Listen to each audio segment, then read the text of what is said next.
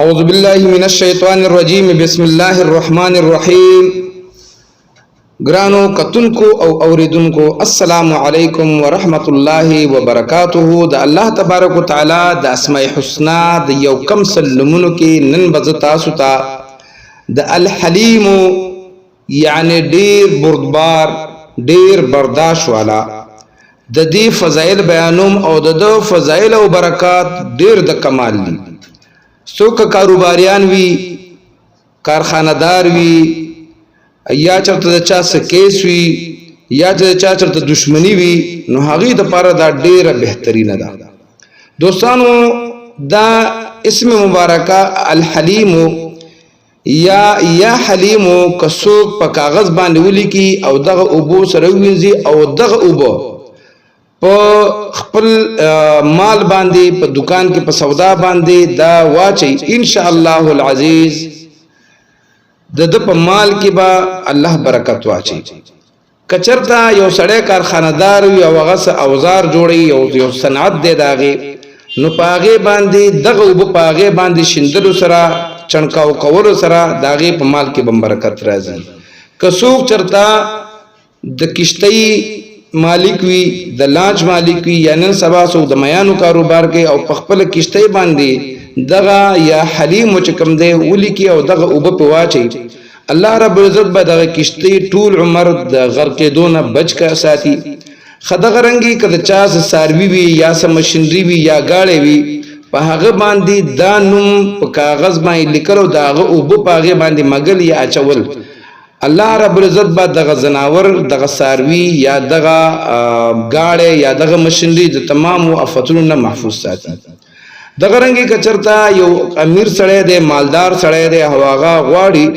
چې زما عزت او وقار هم داسې برقرار وي نو د دې ورد سره الله رب العزت با د عزت او وقار برقرار ساتي دغه رنګي کسو کو د دې اسم مبارکه یا حلیم ورد همیشه کوي همیشه بدا فتح مند وي او د هر مصیبت نه بدا بچوي او کسو کې د ماسپخین مزنه پس نه هزل دا وای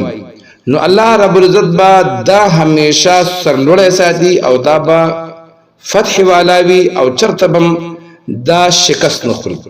کچرته څوک د یو دشمن مخې لورځي یا یو مدعی مخې لورځي یا د باندې کیس د عدالت لورځي نو دا دی دوه لاسونه او بو کې لامدګي او داغه نه پس دی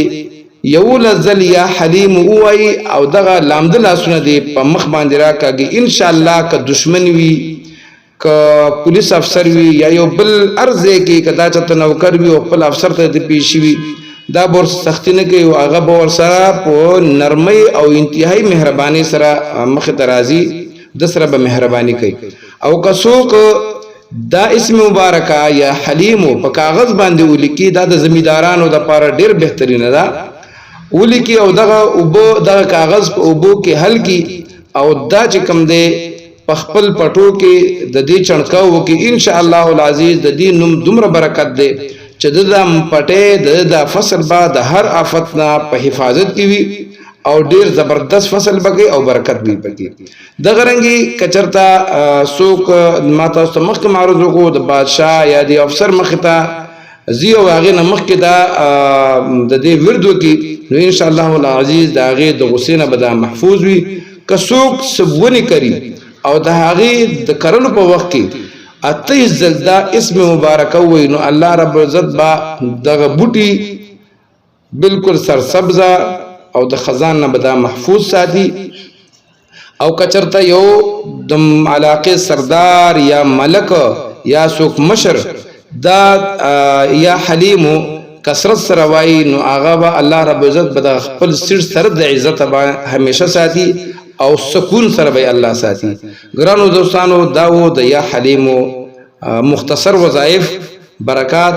او ان شاء الله العزیز د اسماء الحسنا د باقی نمونه سره به تاسو په خدمت کې یو ځل بیا حاضرېږم داغه پوری مال اجازه را کوي د الله په امان